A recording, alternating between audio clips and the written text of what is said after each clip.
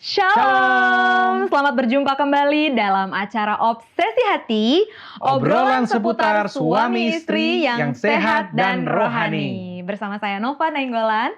Saya dengan Pendeta Jurgen Lumentut. Dan pada malam hari ini kita akan membahas satu topik yang menarik, tentunya dengan judul perbedaan generasi dalam konsep pernikahan. Iya. Nah, Pendeta Jurgen. Baik, Menurut kasih. Pendeta, bagaimana ini maksudnya? Kalau berbicara tentang perbedaan generasi dalam konsep pernikahan ini, jadi artinya pada malam yang indah ini kita akan mempelajari bagaimana suatu pernikahan yang generasinya agak jauh ini. Dan bisa kita kasih spoiler sedikit, pembicaraan kita saat ini mungkin ada generasi silent, ada generasi milenial, generasi Y, Z. Nanti kita akan lihat bersama-sama dengan narasumber kita yang sangat luar biasa. Betul, tapi sebelumnya Pendeta, sebelum kita melanjutkan, saya akan bacakan dulu ayat tema yang menjadi ayat pada malam hari ini dalam Kejadian 2 ayat 24. Kejadian 2 ayat 24 berfirman, "Sebab itu seorang laki-laki akan meninggalkan ayahnya dan ibunya dan bersatu dengan istrinya, sehingga keduanya menjadi satu daging." Oke, terima kasih Nova. Dan saat ini mari kita siapkan hati dan pikiran kita. Kita berdoa. Bapa kami dalam surga, Bapa yang kami sembah siang dan malam, terpujilah Tuhan karena Engkau baik. Engkau berkati kami siang dan malam, Engkau berkati kami sampai pada saat ini. Terlebih ungkapan syukur terima kasih Tuhan. Di hari yang indah ini kami akan sekali lagi mengikuti program Obsesi Hati. Dan biarlah dalam pelajaran yang akan kami pelajari pada malam ini, kami yang ada di studio, bahkan semua sahabat Hope Channel Indonesia dapat mengerti dengan baik. Dan Tuhan, kiranya Engkau berkenan juga memberkati narasumber kita yang luar biasa, keluarga Pendeta Kuntara. Terima kasih Tuhan, pada saat ini bersama-sama dengan kami dalam acara ini. Dan kami persembahkan doa dalam nama Yesus yang adalah Tuhan dan Juru Selamat kami yang hidup. Amin. Amin. Nah, seperti biasa Pendeta yang akan memberikan pembahasan pada malam hari ini adalah narasumber seperti yang tadi Pendeta sudah doakan juga ya. Mari kita sapa bersama Pendeta dan juga Mem Kuntara. Shalom, selamat malam Pendeta dan Mem. Halo Mem. Selamat malam. Selamat malam. Selamat pagi dari North Carolina. Selamat pagi. Wah, luar biasa. Senang sekali bisa melihat senyum Pendeta dan Mem, sangat menyampaikan suatu kegembiraan yang luar biasa. Betul. Wah, luar biasa. Dan terima kasih saat ini. Puji Tuhan. Puji Tuhan, puji Tuhan. Terima kasih Pendeta senyumannya. Terima kasih bukan cuma Pendeta, Mem juga memberikan senyuman yang luar biasa. Yes. Dan tentunya kita saat ini akan mendengarkan materi yang akan disampaikan oleh Pendeta dan juga Mem Pendeta. Namun sebelumnya kami mengajak pemirsa sekalian untuk bertanya nanti yang akan kami bacakan di sesi terakhir. Yaitu boleh tuliskan di kolom komentar Facebook dan juga YouTube Hope Channel Indonesia. Dan tentu saja juga boleh mengirimkan langsung ke nomor call center Hope Channel Indonesia yang akan segera muncul di layar kaca Anda. Dan mungkin kalau misalnya ada pendapat atau juga sanggahan mungkin boleh juga dikirimkan langsung di kolom komentar atau juga di nomor call center kami. Baik, saat ini mungkin kita langsung saja ya Pendeta untuk memberikan kesempatan bagi Pendeta Kuntara dan juga Mem untuk menyampaikan materi. Kami persilakan. Silakan. Baik, selamat malam pemirsa yang berbahagia. Kita akan belajar bersama perbedaan generasi dalam konsep pernikahan. Ternyata dari waktu ke waktu konsep itu dapat berbeda sekali ya. Oke, itulah yang kita akan coba pelajari dan sudah dibacakan tadi ayatnya ya dalam Kejadian 2 ayat 24 ya. Inilah rencana Tuhan ya pada saat penciptaan daripada langit dan bumi, pernikahan yang pertama ya. Bagaimana laki-laki akan meninggalkan ayahnya, ibunya dan bersatu dengan istrinya menjadi satu daging ya. Baik, apa yang dikatakan dalam hasil daripada ini Badan Pusat Statistik Indonesia tentang angka pernikahan di Indonesia. Kalau kita lihat angka pernikahan di Indonesia menurun signifikan sampai tahun 2023 dari 2018 sampai 2023. 2022 pernikahan di Indonesia 170 juta pasangan penurutan Penurunan ya. Ya, konsistensi sejak tahun 2018. 2023 angka itu menurun menjadi 1,58 juta pasangan, yaitu penurunan sekitar 128.000 pasangan dibandingkan dengan tahun sebelumnya. Tren ini jamak di negara maju di Asia seperti Jepang dan Korea Selatan. Rendahnya minat warga terhadap pernikahan pada akhirnya memicu penurunan angka kelahiran dan krisis populasi di negara-negara tersebut. Ini yang ditulis di dalam Kompas tanggal 6 Maret 2024. Jadi kita ini lihat adalah satu hal yang menarik sekali ya, bahwa ternyata minat untuk pernikahan itu makin lama makin kecil ya. Dulu orang senang sekali untuk segera menikah, tetapi ternyata makin kecil. Oke. Kemudian dikatakan bahwa 61,09% generasi Z tidak ingin menikah. Ya. Statistik di Indonesia menunjukkan 2011 generasi Z yang belum menikah berada pada angka 51,98%. Tahun 2020 berada pada angka 59,8%, sedangkan tahun 2021 angka di atas meningkat menjadi 61,09%. Jadi kita melihat bahwa jumlah yang tidak menikah justru lebih besar ya, makin lama artinya makin modern dunia ini, persentasenya itu makin besar ya. Ya, pernikahan bukanlah menjadi prioritas utama generasi Z karena berbagai alasan. Banyak saja alasan yang mereka berikan. Saya tidak mau married, saya tidak mau menikah. Nah, penelitian pada bulan Maret 2023 menunjukkan angka sebesar 58% generasi milenial memiliki minat untuk menikah tidak dalam waktu dekat. Nah, jadi kita lihat inilah yang terjadi, menunjukkan adanya suatu perbedaan konsep pernikahan. Dan apa yang menyebabkan generasi Z itu menunda pernikahannya? Ya, faktor pendidikan, faktor karir, mereka mau supaya lebih banyak karir yang dapat dicapai ya, atau faktor gaya hidup ya, tekanan sosial memberikan waktu yang lebih banyak untuk pengembangan diri. Jadi mereka lebih senang memikirkan kepada diri daripada coba sharing dengan orang lain ya. Jadi hal ini telah menyebabkan penundaan di dalam pernikahan ya. Nah, kita coba lihat lebih lanjut penelitian daripada Research Center ya. Pew Research Center, yaitu perbedaan antara milenial dengan the silent generation, yaitu yang lahir sekitar 1925 sampai 1942. Milenial mempunyai kemungkinan untuk 3 kali tidak akan menikah dibandingkan dengan generasi kakek dan neneknya. Jadi kalau waktu kakek dan neneknya itu mereka menikah waktu early ya, sangat mudah ya. Tetapi sekarang ternyata lebih lambat. Ya. Coba bayangkan, pada tahun 1965 usia wanita menikah dalam usia 21 dan prianya 23 tahun ya. Tetapi pada tahun 2017 misalnya atau sampai sekarang rata-rata wanita menikah itu sekitar umur 29 tahun ya. Dan untuk pria usia 30 tahun ya. Kita menikah tahun berapa? Umur berapa? 31 tahun ya. Jadi, orang tua kita lebih dahulu ya menikahnya. Jadi menurut Urban Institute melaporkan prediksi bahwa jumlah yang cukup berarti untuk milenium tetap tidak menikah pada usia 40 tahun. Wah, ini adalah satu hal yang perlu diketahui, adanya suatu perbedaan konsep mengenai masalah pernikahan. Oke. Ya.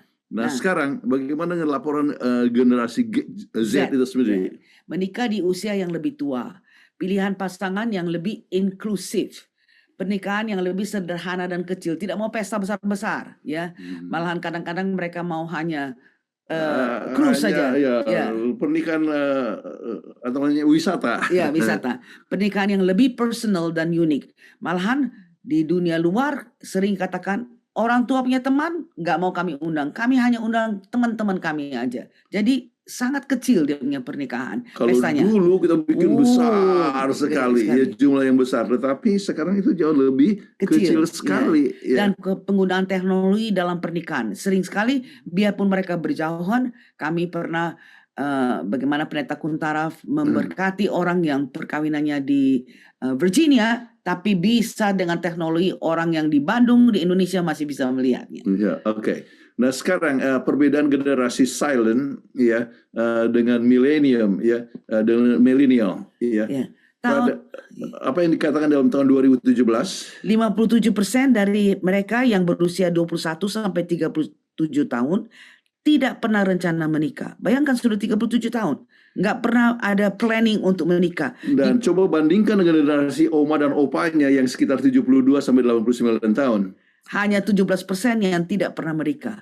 Jadi kita lihat bagaimana perbandingan dan perbedaan konsep pernikahan pada anak zaman sekarang, ya. Ya, pada tahun 1965 misalnya perempuan rata-rata menikah dalam usia 21 tahun dan pria rata-rata menikah dalam usia 23 tahun. Ya, tetapi sekarang perempuan rata-rata menikah dalam usia 29 tahun. Oh, kita sudah singgung tadi ya. Ya. Oke. Nah, sekarang kita coba lihat mengapa menikah terlambat. Ya, Nah, kita lihat apa yang menjadi penelitian dari PIW Research Center. Ya. Pew Research Center mengatakan bahwa pertama kali keuangan belum benar-benar siap. Jadi 29% daripada responden daripada research ini menyatakan mereka belum siap, belum cukup uang. Ya, kemudian belum dapatkan kualitas pasangan yang cocok. Itu sampai 26%. Ya. Iya. Kemudian terlalu muda dan tidak siap membina keluarga. Sering sekali kita dapatkan, kenapa belum menikah? Oh, belum siap. Ya. Iya. Sebagian merasa ingin menggantikan pernikahan dengan cara yang lebih baik, ya, yang menurut mereka yaitu tidak usahlah menikah. Ya, dan cara yang lebih baik kata mereka itu adalah kumpul kebo. Ini sangat menyedihkan, tetapi ini adalah satu kenyataan. Iya, jadi dengan seni itu satu perkara yang yang sangat bertentangan dengan prinsip Alkitab misalnya. Ya. Nah, jadi bagaimana jalan pemikiran generasi milenial ini dalam konsep pernikahan? Yes, pertama memikirkan kebutuhan dan nilai pribadi dahulu. My needs, keperluan saya, kebutuhan saya, bukan mereka pikirkan pada masa depannya, tapi tidak, saya dulu. Mereka mempertanyakan lembaga keluarga. 2/5 milenial merasa bahwa perkawinan adalah ketinggalan zaman. Jadi menikah, oh itu zaman purba. Jadi bukan masa sekarang ya. Dan mereka mempunyai indera identitas yang kuat ya. Jadi merasa ya tidak perlulah itu pernikahan dan sebagainya ya. Jadi kemudian ada juga survei daripada Thriving Center of Psychology ya. 83% dari partisipan ingin untuk menikah satu saat. Namun 85% merasa bahwa perkawinan tidaklah dibutuhkan untuk memenuhi hubungan penuh komitmen. Jadi ini yang mereka katakan, oh saya bisa mencintai orang, tetapi bukan berarti bahwa saya harus mempunyai suatu komitmen untuk seumur hidup. Iya. 1 dari 6 tidak berencana untuk menikah dengan 17% dari milenial, ya, dan 7% dari generasi Z. Ya. 73% dari mereka merasa terlalu mahal untuk menikah. Jadi merasa buat apa buang-buang uang, ya, lebih bagus ya tidak usah menikah, tapi kita hidup sama-sama asal pokok kita mencintai satu sama lain. Ya. 73% dari mereka merasa terlalu mahal untuk menikah, dan 3 dari 5 yang tidak menikah hidup bersama dengan kasihnya. Seperti tadi sudah dikatakan, kumpul terus hidup sampai ada anak pun tidak menikah.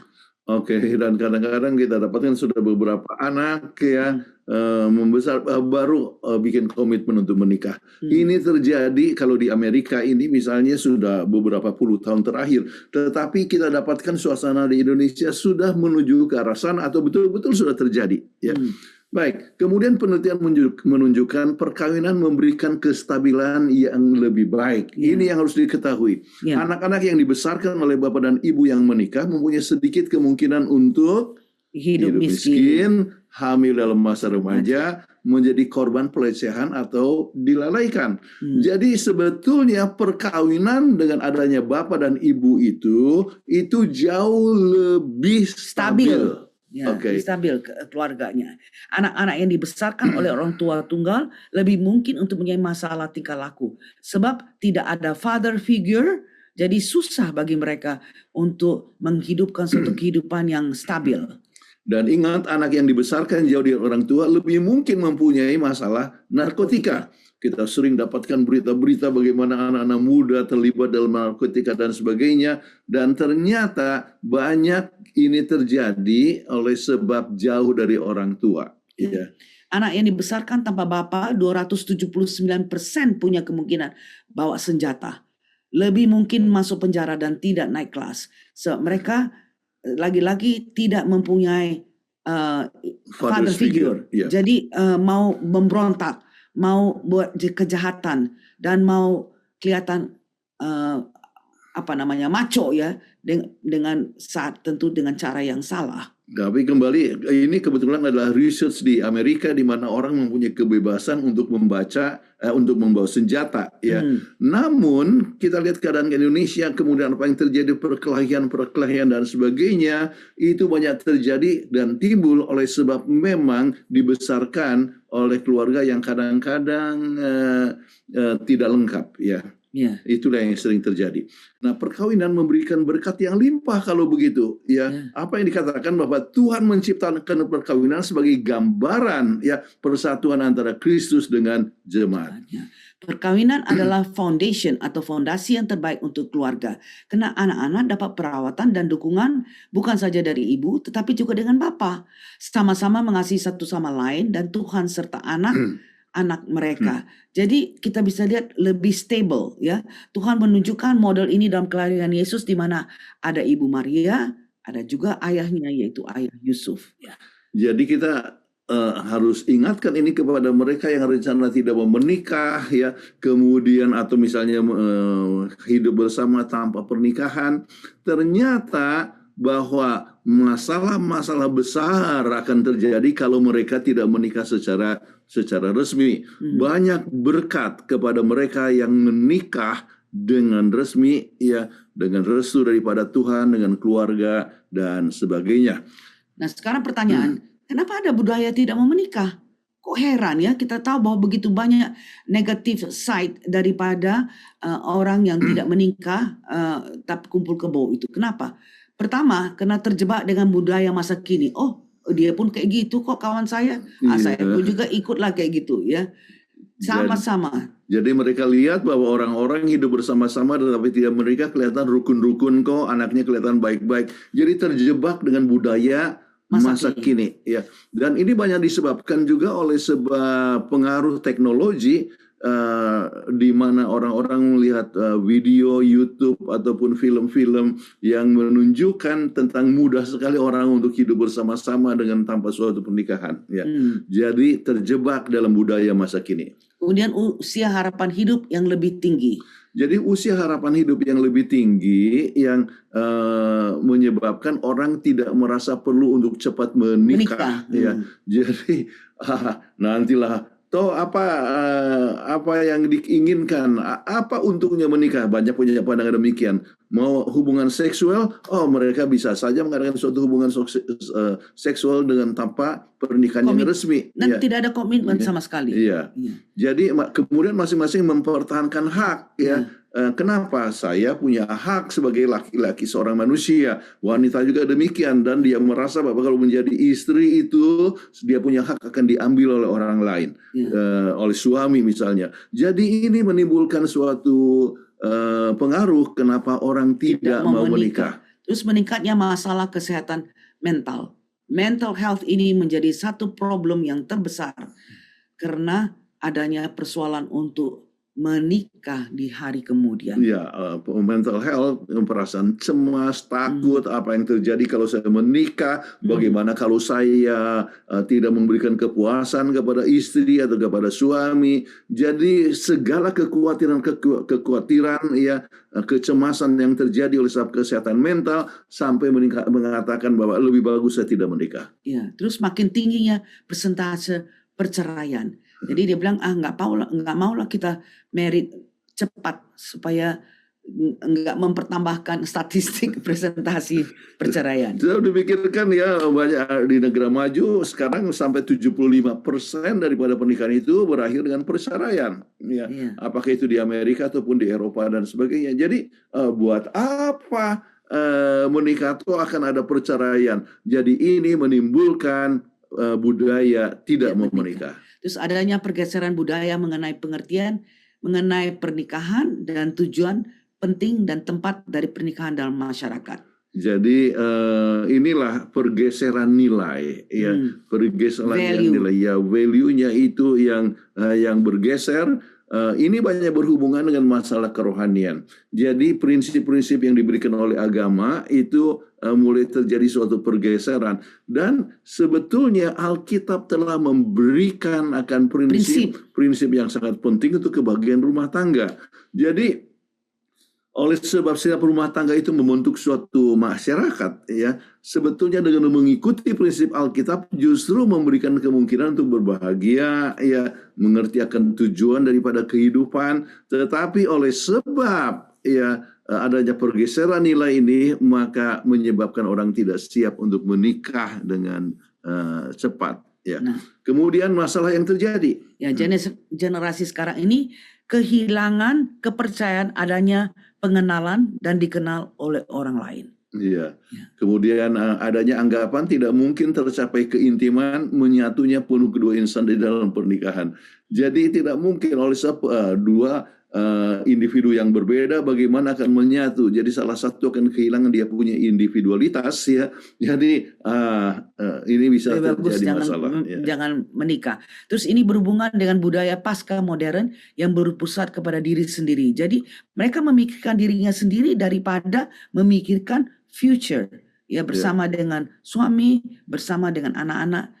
Itu enggak mereka pikirkan. Saya Jadi dulu. kesediaan untuk berbagi, ya, yaitu hidup untuk memberikan diri kita kepada orang lain, itu sudah mulai bergeser, ya. Jadi hanya untuk kepentingan diri, yang penting saya bisa kaya sendiri dan sebagainya, segala kebutuhan yang lain saya bisa penuhi dengan tidak menggunakan prinsip yang dikatakan oleh agama dan sebagainya. Ini menimbulkan sesuatu masalah yang terjadi. Jadi mereka takut untuk menikah, takut tidak siap dan tidak akan memuaskan kebutuhan mereka, takut gagal yang tidak terhindarkan. Ya. Inilah masalah yang terjadi. Oke. Nah, sekarang ada juga faktor terbesar adalah faktor Ideologi. ya. Perkawinan dianggap bertentangan dengan pusat Budaya sekarang, yaitu kebebasan. Tidak ada yang membatasi, jadi ataupun yang melarang. Ya. Ya, kalau hidup sendirian kan seenaknya aja, nggak ada yang Jadi bilang jangan. ideologi itu yang telah menjadi penyebab yang terbesar. Perkawinan menuntut pengorbanan. Ya. Anda mengasihi pasangan Anda dan berusaha untuk kebaikan pasangan Anda daripada diri sendiri. Dan ini bertentangan dengan budaya masa kini yang mengatakan Anda harus memikirkan diri sendiri lebih dahulu. Tidak ada menuntut waktu, uang, energi, dan cinta Anda daripada Anda sendiri. Jadi kalau ada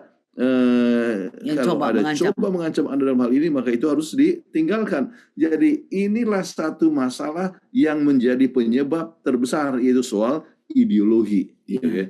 Baik. Nah, sekarang apakah ini cara yang terbaik? Ya. Cara pikir pasca modern ini merusak kehidupan, membuat diri sendiri sebagai pusat dalam kehidupan. Jadi I am the center. Saya adalah pusat daripada pemikiran, pusat daripada kehidupan kita. Dan melupakan bahwa sebetulnya yang lebih penting, ya, adalah kasih yang membawa jadi tindakan itu bisa menyebabkan isolasi dan kesepian, ya. Padahal kalau kita memberikan kasih, kita akan mendapatkan kasih, ya. Love is mutual exchange, ya. Jadi dan memberikan kasih, kemudian kita akan mendapatkan kasih, ya. Nah, kemudian kita pikir kalau Anda akan meninggalkan semua batasan dan tanggung jawab, apalagi yang Anda akan miliki. Inilah cara berpikir mereka. Oke. Baik. Nah, sekarang apakah kebaikan yang tertinggi? Ya, filosofer dari Plato sampai Thomas Jefferson menyetujui bahwa kebahagiaan adalah, ya, kebaikan yang tertinggi. Ya, kebaikan yang tertinggi. Jadi kalau kita memberikan kebahagiaan, itu adalah suatu, ya, kebaikan yang tertinggi. Ya. Dan apa yang paling manusia inginkan dalam hidup? Ya, semua orang mau apa? Bahagia. Kebahagiaan. Ya. Jadi bagaimana kita bisa mencapai kebahagiaan? Ya, dan kebahagiaan itu adalah dengan sharing satu sama lain, ya. Sedangkan budaya masa kini, bila kita menilai diri sendiri lebih daripada itu, kita akan, ya, berbahagia, ya. Itu mereka punya pemikiran, ya. Tetapi manusia merasa kebahagiaan bila ia dicintai, tetap dikenal dan dicintai walaupun banyak kekurangan, ya. Jadi istri punya kekurangan, suami punya kekurangan, tetapi saling mencintai satu sama lain, itulah sumber kebahagiaan yang kita akan miliki. Nah, ini dapat dicapai bila mempunyai hubungan baik dengan orang sekitar Anda. Apakah dengan suami, apakah dengan istri, apakah dengan teman-teman, atau dengan tetangga dan sebagainya. Jadi perkawinan yang berhasil adalah hubungan tererat dengan seorang yang dapat berbagi satu sama lain. Kalau orang lain kan kita tidak bisa berbagi, tapi kepada suami kita bisa share. Kesenangan ataupun ketidaksenangan kita berbagi bersama-sama. Kita kadang-kadang mengalami duka cita, tetapi ada orang yang memberikan kekuatan kepada kita. Kadang-kadang kesehatan kita terganggu, maka ada orang yang memberikan pemeliharaan kepada kita. Kita bisa mengasihi seseorang pada saat senang atau susah, waktu dalam masa keberuntungan ataupun kemalangan. Jadi ini adalah satu sumber kebahagiaan yang sering menjadi yang tidak dialami oleh mereka yang tidak married, tidak menikah. Pencapaian tertinggi dan kasih sayang datang dari Allah. Namun perkawinan adalah gambaran dari hubungan tersebut. Tidak ada kasih yang lebih besar yang dapat ditanamkan dalam kehidupan kita kecuali datangnya daripada Tuhan. Kita lihat bagaimana Tuhan mengorbankan dirinya untuk kita, maka dengan melihat akan pengorbanan Yesus, kita akan memantulkan kasihnya itu kepada satu sama lain. Nah, bagaimana kita dapat erat dengan orang lain? Dengan mengasihinya. Kita harus siap berkorban untuk kebahagiaan. Inilah perkawinan. Dan Yesus adalah teladan daripada kasih. Ya, Yesus mengorbankan semuanya untuk kebahagiaan kita. Ya, dan kembali katakan, namun berkorban bagi seseorang yang dikasihi tidak akan terjadi bila Anda menempatkan diri sendiri. Kebutuhan diri sendiri dan kebutuhan Anda lebih tinggi daripada orang lain. Jadi itu tidak akan terjadi. Itulah sebabnya kita harus ingat, kasih adalah pengorbanan, dan kasih yang membuat kasih itu dapat lebih berarti. Dan kalau kita memberikan kasih, kita sendiri yang akan boleh mendapatkan kebahagiaan itu tersebut. Oke. Nah, sekarang mengenai jumlah perkawinan menurun saat penyembahan kepada diri itu meningkat. Ya. Budaya zaman sekarang ya, mencari kebahagiaan dan dengan hidup dengan berkelimpahan. Tidak ada coba membatasi diri Anda untuk menjadi bebas. I want to be free. Ya. Jadi, sedangkan sumber kebahagiaan dalam hidup adalah Yesus. Dia datang agar kita mendapatkan kelimpahan hidup. Ia mengorbankan segala sesuatu sebab Ia mengasihi kita. Ya, perkawinan adalah pantulan kasih yang besar itu. Jadi kita dapat mengasihi akan pasangan kita, mengasihi akan anak-anak kita, walaupun mereka mempunyai kekurangan. Ya. Tidak heran perkawinan akan menderita bila kepentingan diri membatasi pengorbanan. Nah, jadi banyak orang yang tidak mau kawin sebab tidak mau berkorban. Itu adalah satu perkara yang salah. Baik. Nah, sekarang kita coba datang kepada kesimpulan.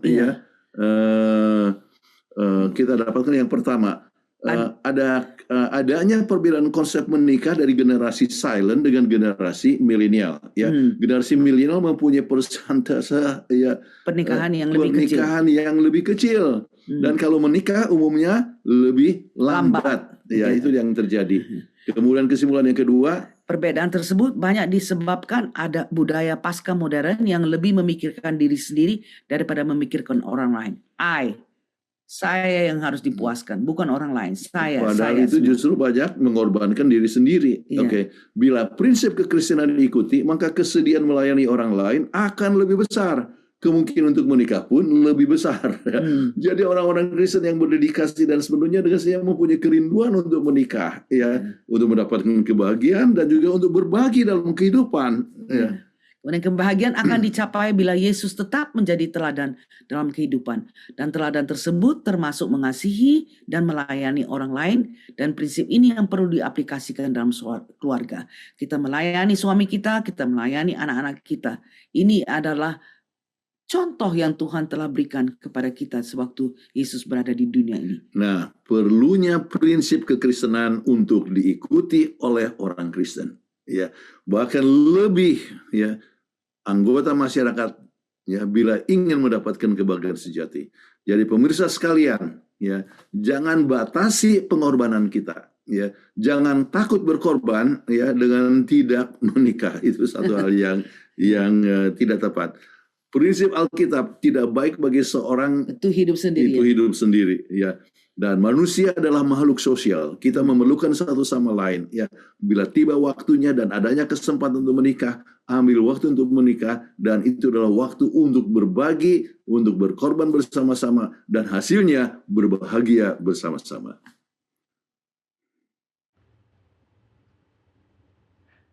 Amin. Puji Tuhan, luar biasa. Sekali lagi kita sudah menikmati materi yang luar biasa yang dapat membawa kita lebih khusus keluarga kita ataupun ada sahabat-sahabat kita yang belum menikah agar boleh membangun satu rumah tangga yang baik. Jangan takut karena pernikahan itu sungguh sangat berbahagia.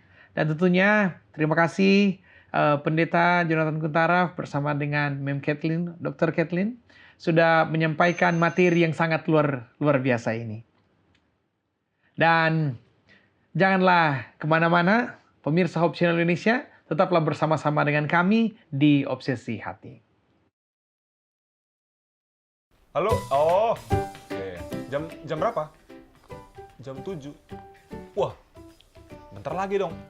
Oh, enggak. Lagi nggak ngapa-ngapain sih. Ya. Oke, gue langsung ke sana ya. Oke, siap. Tempat biasa? Oh, iya, oke. Tahu. Oke, sip. Oke, yuk. Mau kemana? Itu ada janji nongkrong sama teman, Dep. Kok nongkrong nggak bilang-bilang sih sama aku? Kan kita mau main. Terus mau pulang jam berapa? Jadi masakan gue nggak dimakan. Nongkrongnya nggak bilang-bilang. Yaudahlah. Makanya kalau pergi-pergi bilang-bilang. A few moments later.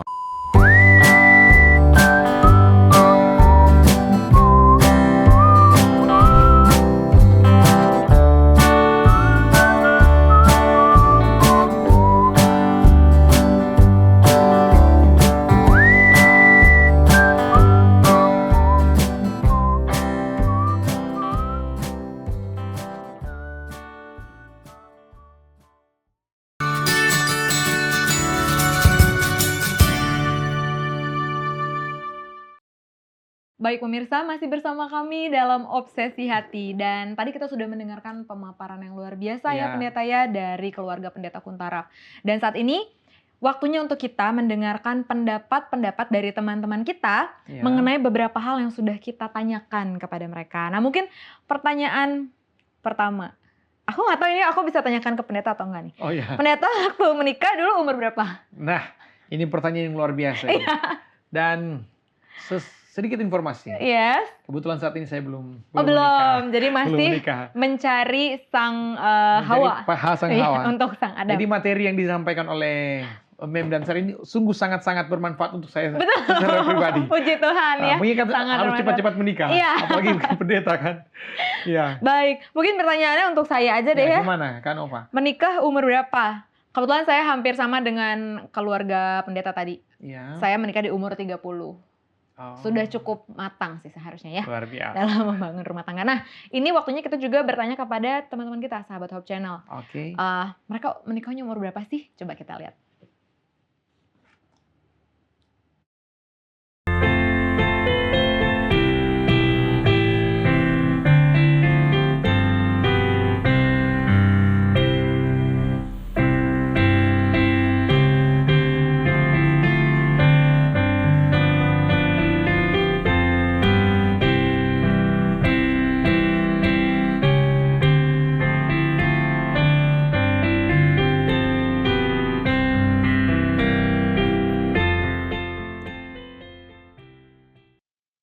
Wah, menarik sekali. Sungguh sangat menarik, luar biasa.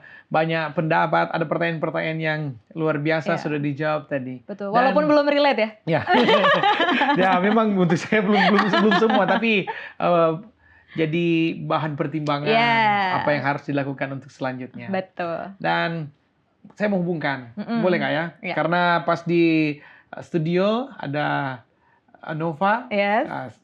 Saya mau hubungkan pertanyaan-pertanyaan tadi ya. Baik. Oke, untuk tadi ada pertanyaan tentang berapa lama kenalan atau pacaran sebelum akhirnya menikah.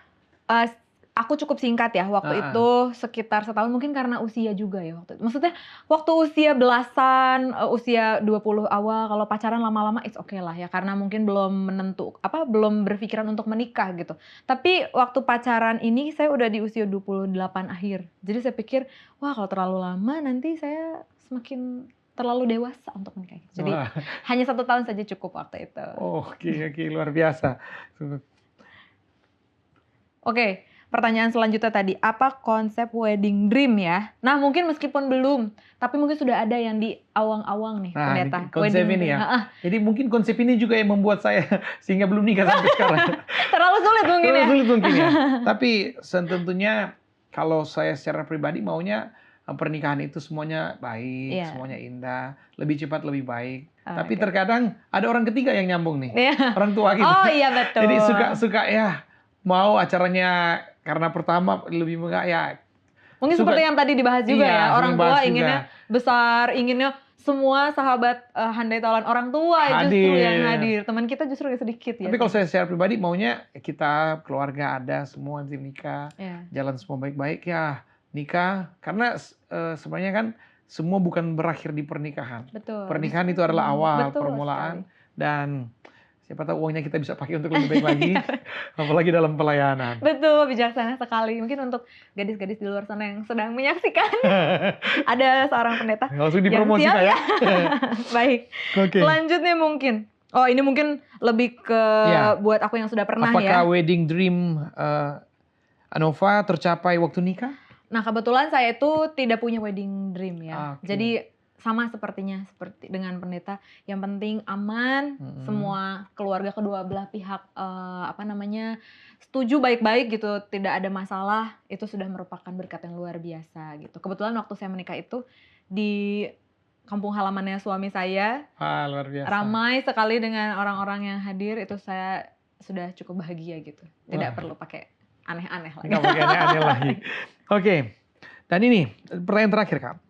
Menurut Nova ataupun saya nanti, Yes. apa perbedaan konsep menikah di zaman dahulu dan di zaman sekarang? Nah ini kalau pendapat aku pribadi nih, aku nggak tahu benar atau salah. Kalau orang tua zaman dulu tuh tidak mempermasalahkan perjodohan kayaknya ya. Jadi menurut orang tua baik ya udah baik, meskipun mungkin ketika dijalani tidak terlalu bahagia karena mungkin tidak diawali dengan cinta. Karena ini saya melihat pengalaman beberapa orang-orang yang lebih tua dari saya gitu menjalani ini. Ya udah nggak apa-apa dijodohin, yang penting tahu bibit bebet bobot gitu, walaupun tidak ada rasa cinta nanti juga ada, walaupun aku lihat sampai akhir juga enggak ya. Iya. Tapi ya mungkin, nah itu mungkin nanti pendeta dan mem boleh meluruskan mungkin Iya. pola pikir saya ada yang salah. Nah kalau sekarang kan lebih ke pokoknya yang nomor satu harus saling nyaman, harus saling mencintai dulu, baru bisa jalan gitu. Walaupun mungkin bibit bebet bobotnya tidak tahu. Wah. Mungkin kami berikan dulu kepada Iya, pendeta nanti. ya untuk menjawab ini. Untuk jawab itu gimana? Iya, Bagaimana? kita minta dulu coba. Oke. Boleh. Pendeta boleh mungkin memberikan tanggapan terkait ini. Baik, ini prinsip dijodohkan dan tidak dijodohkan itu ada di dalam Alkitab. Iya. Kalau kita lihat kepada Ishak ya dengan istrinya Ribkah itu kan dia dijodohkan. Oke. Tetapi kalau Yakub Itu 7 tahun. Sama 7 tahun. Dia berpacaran lebih dahulu. Dia lihat kemudian tertarik kepada Rahel ya, kemudian dia tunggu sampai 7 tahun. Ternyata dikasih Si Lea. dijodohkan kepada Lea, tetapi dia tetap mau kepada Rahel. Jadi dapat dua-duanya. Jadi ada kombinasi di situ. Ya. Nah, kita bisa masing-masing mengetahui bahwa keadaan ini masih bisa terjadi sekarang ini, ya. Sebab kadang-kadang orang tidak tahu mana yang baik kepada seseorang dengan orang yang lain, ya, atau tidak ada kesempatan untuk bertemu dan sebagainya. Ada orang yang berbicara tentang karir saja sehingga tidak mempunyai kesempatan untuk bergaul dengan orang lain, sehingga kadang-kadang harus diperkenalkan oleh orang lain, ya. Tetapi prinsipnya ialah ya tetap berkenalan, kemudian ada kesempatan apakah cocok atau tidak, kemudian bisa saling mengasihi atau tidak, ya, maka cara itu masih bisa berlaku sekarang ini. Contohnya minggu yang lalu saya memberkati satu pasang, seorang dokter dengan seorang Health educator, ya, satu dari Bandung, satu dari Pontianak, tetapi bertugas di Medan. Saya perkenalkan kepada satu sama lain, cocok. Sesudah 2 tahun mereka menikah, ya. Jadi ada kesempatan untuk Berkenal satu sama lain. berkenalan.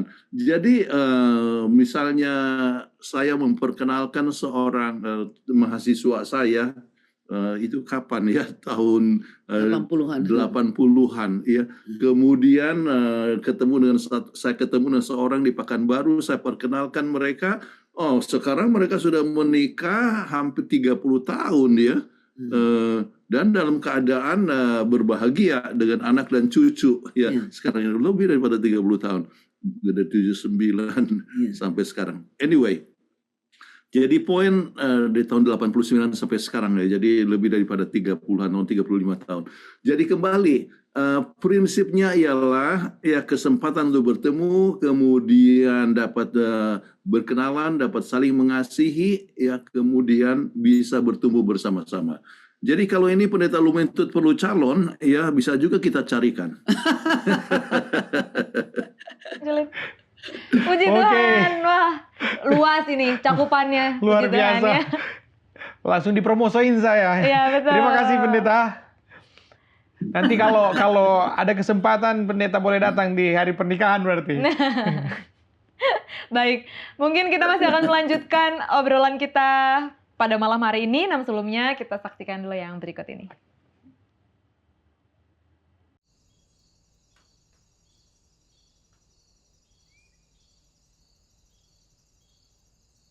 Ayah, Bunda udah cantikan nggak?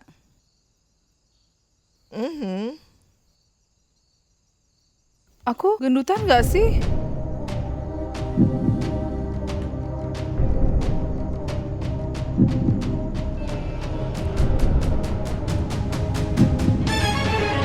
Amsal 31 ayat 30, kemolekan adalah bohong dan kecantikan adalah sia-sia. Tapi istri yang takut akan Tuhan dipuji-puji.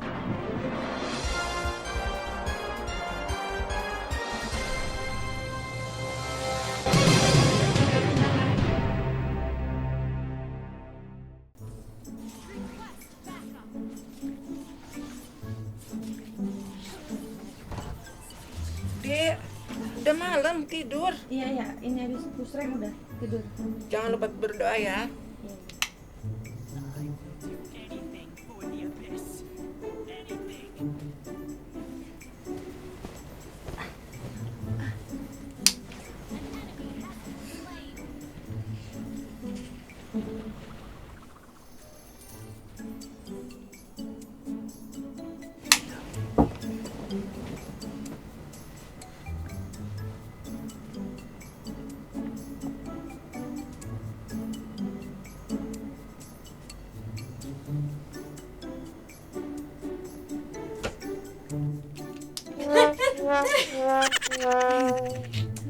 Iya, tidur.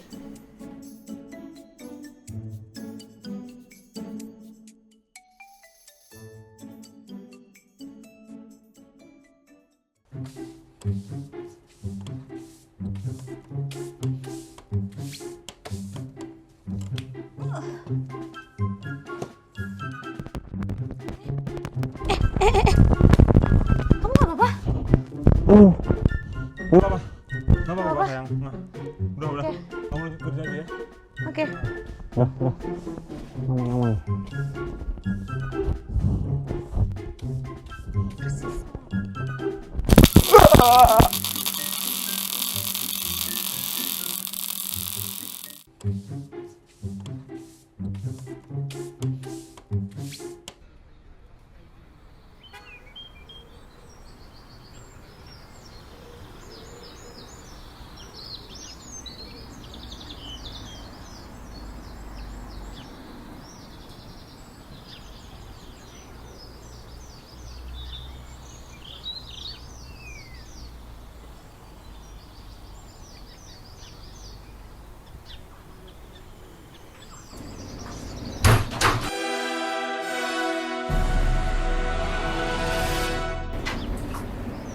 Astaga, anak Mami Albert.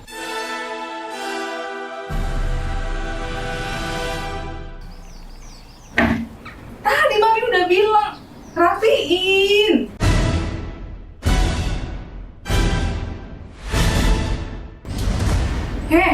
Anak lanang satu ini ya, Entar sore, entar lagi udah mau KPA mulai ya.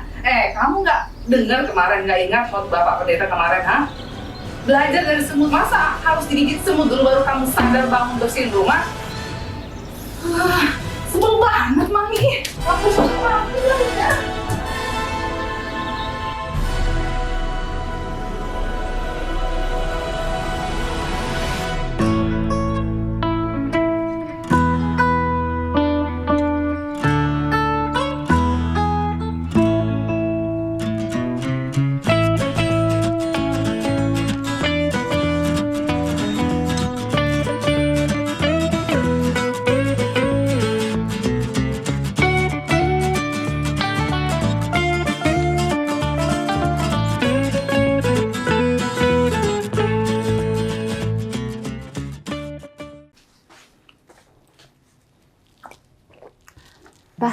Lagi bikin apa sih serius amat?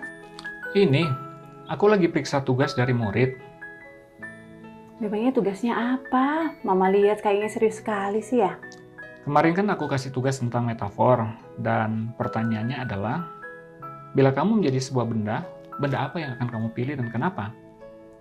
Dan ada satu jawaban dari seorang siswa yang sangat menarik. Lalu jawabannya emang apa? Oke, aku bacakan ya. Dia jawabnya begini. Saya memilih ingin menjadi sebuah smartphone karena orang tuaku sangat menyukai smartphone. Sehingga seringkali melupakan aku yang ada di samping mereka. Ketika ayah di rumah, dia selalu mencari handphonenya tanpa memperhatikan aku ada di dekatnya. Bahkan ketika smartphone itu berbunyi, mereka akan merespon dengan cepat. Tapi ketika aku membutuhkan mereka, yang mereka katakan, tunggu sebentar. Sambil memberi perhatian penuh pada notifikasi yang ada di smartphone. Itulah sebabnya aku memilih untuk menjadi smartphone saja. Wow, luar biasa sekali anak itu ya, Pak? Ya, luar biasa. Tapi kamu tahu nggak siapa siswa itu? Memangnya siapa, Pak, siswa itu? Siswa itu adalah anak kita.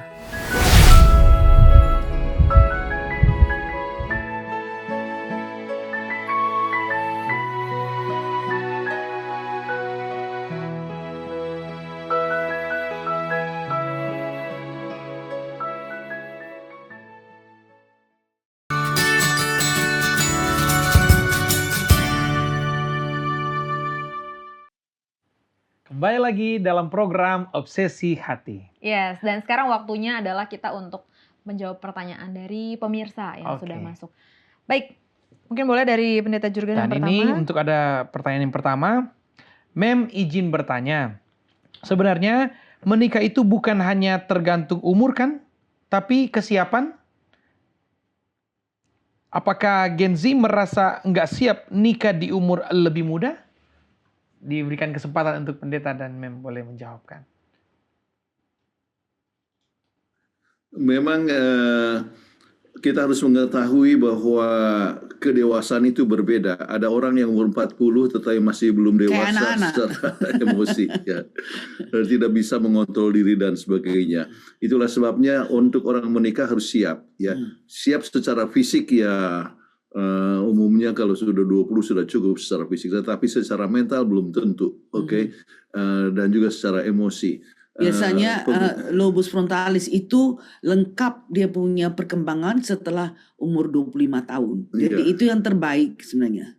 Jadi kalau sudah di atas 25 tahun, ya, lebih stabil. Maka dia dia punya lobus frontalisnya itu sudah matang, ya, jadi bisa berpikir, jadi dapat mempunyai pertimbangan yang tepat, jadi dapat lebih mengontrol diri. Itulah sebabnya bagus usia di atas 25 tahun, ya. Bahkan penelitian menunjukkan bahwa yang usia 28 tahun, 29 tahun itu adalah yang terbaik, ya. Tetapi ada juga dapat penelitian yang katakan usia 31 adalah yang terbaik. Kebetulan kami menikah umur 31. Dan masa kami berpacaran itu 7 tahun. Ya, lama, cukup lama. 7 tahun. Jadi makin lama makin lebih mengenal kenapa begitu lama oleh masalah pendidikan, ya. Jadi Kathleen di Fakultas Kedokteran di mana saya harus bekerja sebagai intern, terus meneruskan sekolah dan sebagainya. Jadi betul, ya, bukan masalah usia, tetapi Kematangan masing-masing. kematangan itu sangat penting sekali, tetapi haruslah yang terbaik adalah di atas 25 ya. Kemudian kesediaannya untuk berbagi, kesediaannya untuk dapat mengasihi dan dikasihi, itu banyak tergantung kepada kedewasaan ya daripada kedua belah pihak. Baik. Dan itulah sebabnya perlu untuk masa pertunangan ya. Jadi kita bisa melihat kecocokan kita pada waktu itu. Tadi sebutkan ada yang baru saja artinya 3 bulan ya berkenalan kemudian sudah menikah ya. Dan itu menyebabkan penyesuaian yang lebih besar, artinya perlu lebih banyak persesuaian. Saya masih belum begitu kenal satu sama lain. Tetapi kalau lebih lama kita mengenal seseorang, maka itu dapat lebih banyak dapat mengatasi berbagai macam masalah yang ada dalam rumah tangga. Dan kita bisa lihat, pemirsa bisa lihat dengan tayangan kita sebelumnya, ada banyak tes yang harus kita lewati sebelum kita dapat persesuaian yang cocok ya. Ya seperti test of distance, masa berpisah, masa berpisah, companionship, bagaimana kita cara bergaul, kemudian banyak tes termasuk juga bisanya mendukung kebutuhan rumah tangga dan sebagainya. Itu penting sekali. Jadi prinsipnya ya kesiapan. Ya, tetapi kesiapan itu jangan pikir wah nanti saja kalau sudah punya rumah gedung baru kita menikah. Ya, ada Presiden Soekarno pernah menuliskan dalam buku Di Bawah Bendera Revolusi, dia katakan kalau Sarina dan Marhaen siap untuk menikah, ya, walaupun hanya ada gubuk dan tikar, ya sudah bisa untuk menikah. Bukan berarti harus punya gedung besar baru menikah ya. Tetapi kalau sudah ada gubuk dan tikar bisa untuk menikah, tetapi bersama-sama bertumbuh untuk membentuk rumah tangga dan akhirnya ya bisa mempunyai rumah yang lebih baik dan sebagainya. Amin. Baik, Pendeta, karena waktu kita sangat singkat sekali ini, tapi masih ada satu pertanyaan lagi. Mungkin secara singkat saja, intinya adalah ada yang menikah tanpa beda agama, tapi mereka menikah tetap dengan agamanya masing-masing. Boleh jawaban singkat saja, Pendeta? Menurut Alkitab ini bagaimana, Pendeta? Kalau menurut Alkitab secara jelas ya mengatakan bahwa kita tidak boleh untuk menikah dengan orang yang berbeda agama. Ya, jadi harus mempunyai iman yang sama, sebab disebutkan bagaimana gelap dengan terang itu bisa bersatu. Ya. Unequally yoked. Unequally yoked, ya. Jadi harus dihindarkan. Itulah sebabnya gereja tidak merestui akan pernikahan beda agama. Ya. Baik, terima kasih banyak Pendeta dan hal yang satu untuk diketahui mungkin tambahkan sedikit, sebab agama ini mengatur segala sesuatu. Ya. Agama ini mengatur mengenai apa yang kita makan, apa yang kita pakai, apa yang kegiatan kita, pelayanan kita dan sebagainya. Kalau sudah beda agama, maka sudah jadi lebih banyak makanannya berbeda. Misalnya satu makan babi, yang satu tidak makan babi. Yang lain harus bergereja, ya, yang lain itu pergi ke tempat yang lain untuk berbakti. Jadi ini menimbulkan permasalahan. Banyak sekali permasalahan. Ya. Dekorasi rumah pun berubah, cara berpakaian pun berubah, cara mendidik anak pun berubah. Itulah sebabnya unequally yoked tidak dianjurkan. Baik, terima kasih banyak Pendeta dan Mem untuk jawabannya. Mungkin karena waktu juga kita semakin sempit, kami persilakan kepada Pendeta dan Mem untuk memberikan closing statement. Terima kasih. Ada suatu perbedaan konsep menikah antara generasi muda dengan generasi masa lalu. Dan hal itu menyebabkan ya banyak orang yang juga kadang-kadang tidak mau menikah tetapi melakukan berbagai macam privilege untuk pernikahan, misalnya hidup bersama-sama tetapi tidak menikah dan sebagainya. Itu akan menimbulkan berbagai macam masalah, oleh sebab masalah anak-anak ataupun masalah masa depan daripada anak-anak, kecenderungan daripada anak dan sebagainya. Tuhan telah memberikan suatu petunjuk yang sangat jelas sekali melalui Alkitab, ya, bahwa perlunya suatu pernikahan, perlunya ada restu daripada Tuhan, ya, yang akan memberikan kemungkinan yang lebih besar untuk kebahagiaan dan sebagainya. Itulah sebabnya kalau sudah tiba masanya untuk menikah dan dapatkan seorang yang cocok, jangan mundur, ya, Jangan tunda-tunda. tetapi biarlah menikmati kesempatan untuk melayani satu sama lain, kesempatan untuk mengasihi dan dikasihi, kesempatan untuk melayani, yang dengan demikian memberikan kebahagiaan kepada keluarga dan juga untuk kebahagiaan daripada masyarakat. Dan untuk itu kita harus ingat, harus Yesus yang menjadi pusat dalam rumah tangga kita. Amin, luar biasa ya pendeta. Jadi Yesuslah pusat dari rumah tangga kita. Dan tentunya sekali lagi kami dari studio bahkan mewakili pemirsa yang ada dimanapun mengucapkan terima kasih kepada Mem, kepada pendeta. Kiranya berkat yang limpah dikembalikan juga untuk pendeta dan Mem dan keluarga dimanapun pergi dan berada. Dan pada saat ini kami persilakan pendeta untuk tutup di dalam doa. Bapa dalam surga, kami bersyukur oleh sebab Tuhan telah mempunyai rencana untuk masing-masing kami mempunyai kebahagiaan. Dan salah satu jalan yang Kau telah berikan kepada kami adalah mempunyai rumah tangga yang berbahagia. Kiranya kami masing-masing boleh mengikuti akan petunjuk daripada Tuhan, dan biarlah Yesus boleh menjadi pusat dari rumah tangga kami masing-masing. Sebab lebih dekat dengan Yesus kami dapat lebih mengasihi, lebih lemah lembut, dan lebih mempunyai kebahagiaan dan damai sejahtera. Tuhan berkati semua pemirsa dalam tantangan hidup masing-masing. Biarlah Yesus jadi pusat rumah tangga kami semua. Kami mohonkan doa ini dalam nama Yesus Juru Selamat kami. Amin. Amin. Terima kasih banyak pendeta dan Mem. Kita berjumpa lagi di minggu yang akan datang.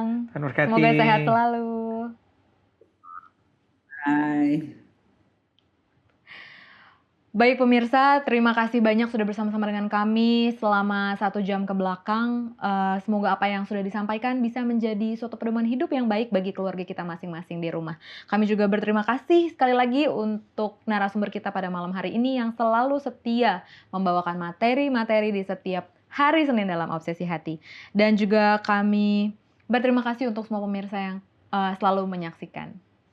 Dan kami juga tentunya mengucapkan permohonan maaf jikalau ada tutur kata atau perilaku atau tindakan yang sempat menyakiti hati saudara pemirsa dimanapun berada, kami mohon maaf. Dan kiranya apa yang telah kita pelajari pada saat ini boleh membuat rumah tangga kita lebih dekat lagi kepada Tuhan kita.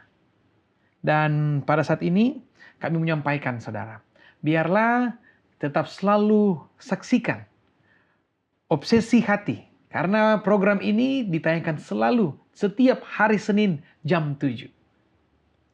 Ya, dan kami juga menginformasikan bahwa sepanjang 1 minggu ini KKR Net Conference Jakarta Hope for Indonesia dengan tema Breakthrough masih akan berlangsung. Sehingga kami mengajak para pemirsa sekalian untuk dapat tetap menyaksikan setiap hari pukul 18.30 waktu Indonesia Barat. Dan khusus pada hari Sabat akan berlangsung pada pukul 8 pagi. Tetap saksikan selalu tayangan Hope Channel Indonesia. Televisi yang mengubah hidup Anda. Akhir kata saya Nova Nainggolan. Saya Pendeta Jurgen Lumentut. Ingin mengucapkan sampai jumpa. Sehat selalu. Dan Tuhan Yesus memberkati.